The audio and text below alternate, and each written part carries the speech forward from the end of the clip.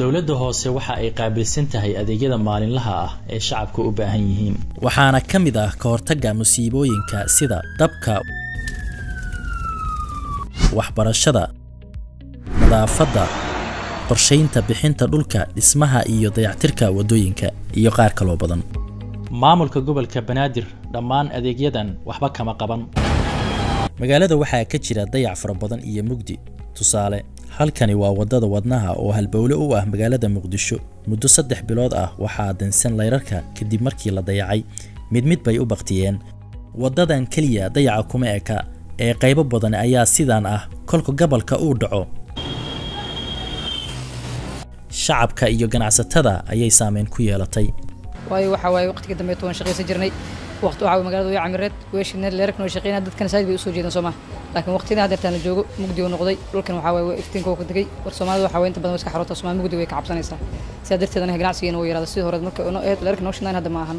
way ka qaadan karaan way waxay leedahay meesha degmo saldhiga ay leedahay haddaan saldhiga tagno oo degmada u sheegno wax walba way ka qaadan karaan qayb li wax way ka qaadan karaan waan ku wargelinay waan la socdaan waan og yihiin waxay og yihiin ku sugudinayeen noogay waxaysan weyn kuma deensana Soomaa aniga canshuur waan bixinaa way naga qaadan canshuur way imaadaan way naga qaadan muddo dhowr sanadood ah gudoomiyaashii isaga dambeeyay gobolka waxa ay ka shaqeynayeen in gabi ahaan magaalada laga hirgeliyo layrarka cadceedda ku shaqeeya si magaalada uga baxdo gudcurka iyo mugdiga balse wax kasta waxay u baahan yihiin dayactir iyo ka warqab 100 maalmood waxa ku burburay tacab iyo shaqo sanado badan socotay dhanka kale adeegyadii joogtada ahaa ee gobolka oo ay ka mid tahay nadaafadda 100 maalmood ee la soo dhaafay ayaan waxba laga qaban wadooyin horay u dhisnaa ayaa burburay Banaadir waxay u qaybsan tahay 17 degmo shacabka degan waxay bixiyaan canshuur aan matalaad siyaasadeed lahayn waxaana intaa dheer in adeegyada aas-aaska nolosha u ah aysan helin haddaba Muqdisho doorasho ma ka dhici kartaa dadka deegaankani cod ma yeelan karaan Baghdad iyo Kabul duq magaalooyinkooda waa la soo doortaa iyadoo xaalado ka xun tan Muqdisho ku jira murtiyay maguuraan taariikh la soo maray sheeka macnayse xamar waa madafaan waana lagama maarmaan malkii dalkeen iyo kartida midnimada labadaba ku miisno marsadiyo badeediyo hawdka isku muuqdo xamar waa madafaan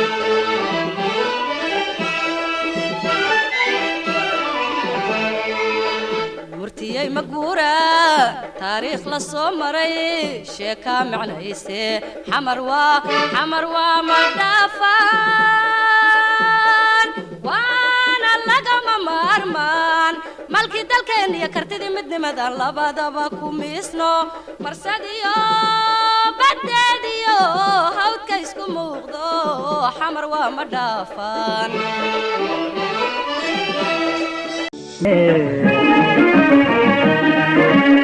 Beni radmale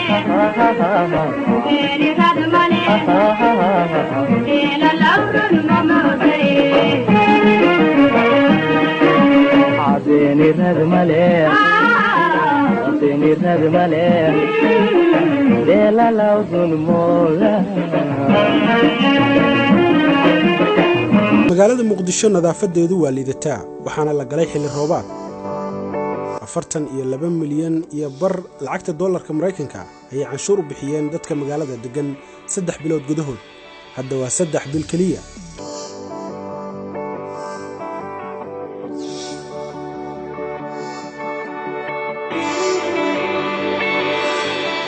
duqa magaalada Muqdisho waxa uu ka mahad celiyay in shacabka Muqdisho canshuur bixiyeen balse miisaaniyadda gobolka ma uusan sheegin sida uu ka yeelay Cabdiraxmaan Yariisow ayaa booqda goobo ku dhow xarunta gobolka Banaadir si uu muujiyo olole nadaafadeed in magaalada uu ka socdo balse waa kuwan bulshada Muqdisho oo ka waramaya xaaladda alxamdulillaah bihi wartayaan soo gudisi guriyii dhawaan buubuuxsameen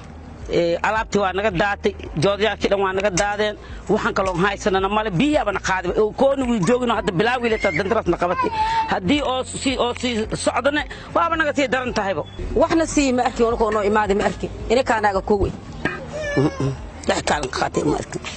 isbeddelkii dhinaca hogaamineed ee bishii January ka dhacay caasimadda waxaa laga dhaxlay dib u dhac ku yimid dhammaan shaqooyinkii hore u socday dhiirigelinadii iyo ololayaashii nadaafadeed ee Muqdisho xilligii maamulkii hore hadda waa la waayay waxaana wadooyinka indhaha iyo bilicda wax caasimadda dhex eegaaga qashin fara badan oo khatar ku ah deegaanka dayaca Muqdisho waxaa lagu eedeynayaa duqa Muqdisho Cabdiraxmaan Yariisow oo ku mashquulsan musuqmaasuq iyo siyaasadda dowladda dhexe dad badan oo ku nool caasimadda waxa ay isweydiinayaan halka la mariyo lacagta canshuurta ee maalin walba dowladda hoose ay ka aruuriso bulshada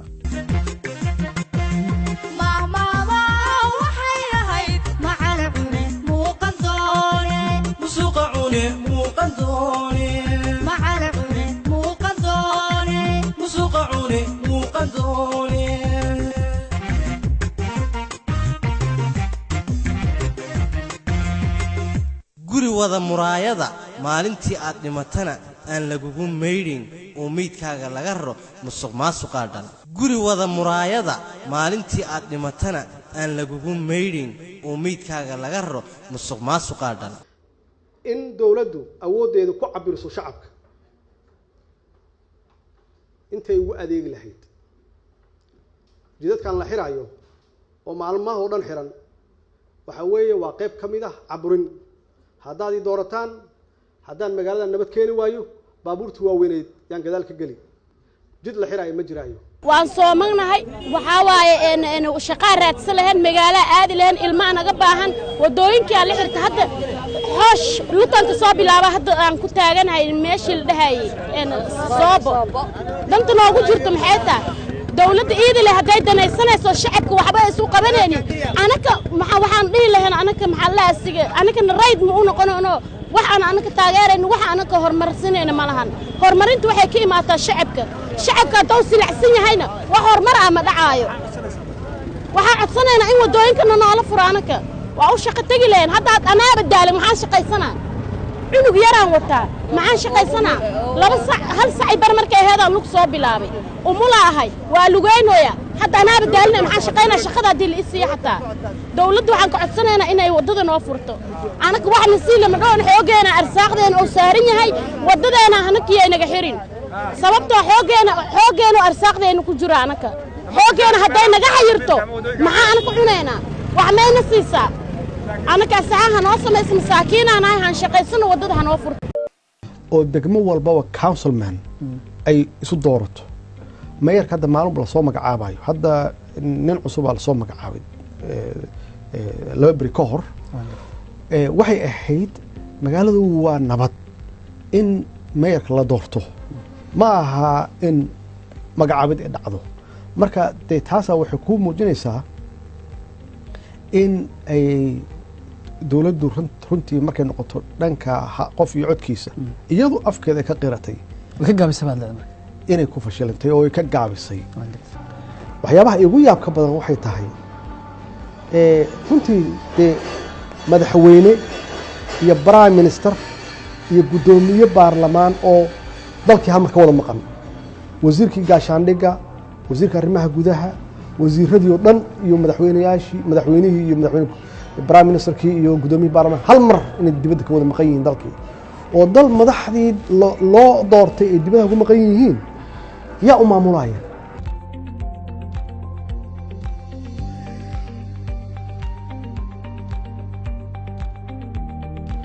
shacabka maanta marka waxa laga rabo waxa waaye intii hore ay ahayd in mar walbaba erayada qofka na saqraamiso ama na hurdisiiso taas inaan ka korno oo mar walbana aan isweydiino shakhsiga hadlaayo iyo erayada uu leeyahay iyo camalkiisa ma iswaafaqsan yihiin hadday jawaabta haa tahayna qofkaas hala taageero oo lagu taageero camalkiisa asigii ilaahay ka dhaxaysaa wixii warkiisa ku jiray wuxuu qalbigu ku qarsanay laakiin marba hadday isdiidayaan labadii shay dan waxaan mas'uul anaga nasaaran waajibka nasaaran waxa waa inaan qofkaas ku diidno inaan ku saacidin meesha uu noo wada iyo waxa uu noo wado soomaaliya maanta waxay u baahan tahay dib u heshiisiin dhab ay u baahan tahay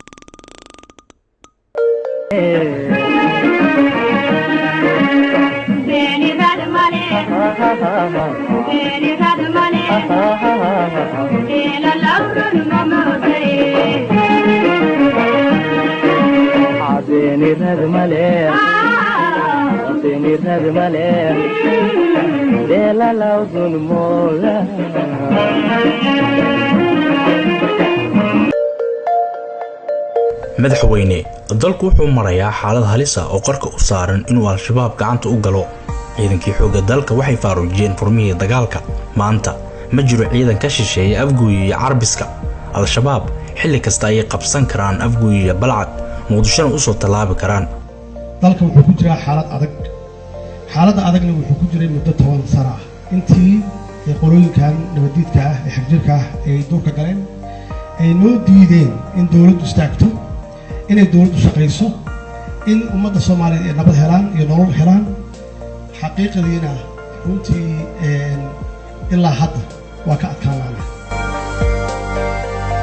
al-shabaab waxay jaraad weerartay hotel madaxtooyada u jira wax ka yar hal mayl 6 bilood ka hor waxaad bedeshay taliyaashii ciidanka kuwii aad ku bedeshayna waa fashilmeen wasaaradda gaashaandhigga ciidamada xoogga dalka Soomaaliyeed nabad sugidda iyo booliska wax hoggaanaha ma lahan waxaad ka gaabisay taakulada ciidanka xoogga dalka dagaalkan waxa loo daayay oo kaliya ciidamada qalabka sida oo geesiina inay wajahaan iyagoona dhaqaale badan haysan mushahar fiican aan la siinin daryeel aan lahayn waa inaan siino daryeel ciidan aan daryeel lahayn ma dagaali karo oo calooshiis maran tahay waa inaan mushahar fiican siino waa inaan caafimaad siino haddii uu dhintana caruurtiis inaan ka warqabno inta badan qofku wuxuu leeyahay mushahar hal la siiyo haddii ma waxa mushahar lagu siinayo difaaca dalkaaga inaad u dhimato amsom waa u dhimanaysaa iyagu mushahar waa u qaadan karaan laakiin adiga iskala dalkan oo loo baahan yahay inaad u dhimato adoon mushahar sheelin khudbaddii ciidanka ee ahayd in afguuya aad degto dagaalkana aad safka hore gasho diyaar muutiin inaad dhimataan diyaar muutiin inaad dhiiggin u bixisaan waxaan idiin sheegayaa aniga ugu horreeya waxaan diyaar u ahay inaan idinkugu imaado aagaga dagaalka waxaa xigay in hiil walaalnimo aad ka doonto Itoobiya taana waxay fariin qaldan u dirtay askariga Soomaaliyeed ee mudnaashihiisa la liiday intaas oo dhan waxaa barbar socday qaraxyo joogto ah oo ugu weynaa qaraxii Soobe oo al-shabaab ku gumaadeen shacab ku dhow 1,000 qofood shacabka iyo ciidanka Soomaaliyeed ee dareenkooda kacsanaa iyagana lama jihayn oo dawladda qorshe lama aysan imaan dhinaca kale waxa aad u xumaaday xiriirka kala dhaxeeya dawlad goboleedyada waxaa la isku fahmi laayahay arrimaha siyaasadda amniga dastuurka iyo doorashooyinka waa banaanyaal in siyaasaddii ay jahwarartay amnigii uu gacanta ka baxay qarankan uu xaalad halis ah ku jiro waan hubaa in weli damiirkaagu nool yahay ee fadlan madaxweyne dalka iyo dadka u tur ee iscasil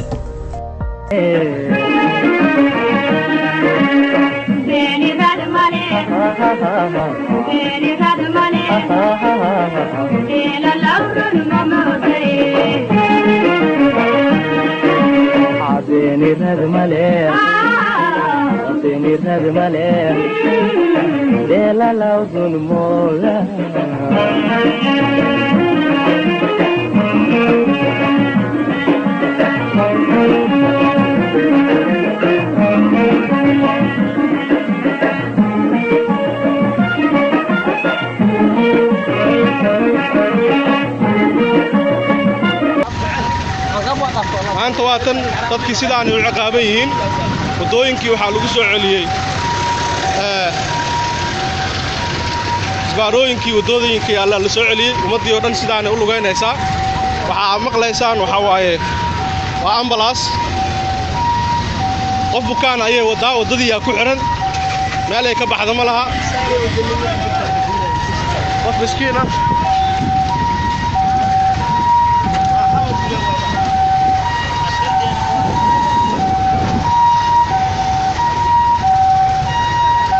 مسكين ayay wadaa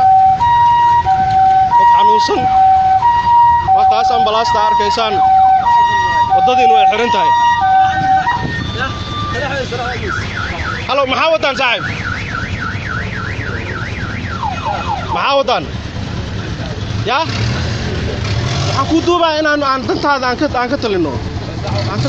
qof bukaana wadaa sooma maxaa ku dhacay qofkaas way xanuunsanaysaa way dhiig baxaysaa ka warran marka waddada siday u xiran tahay waa mahadsan tahay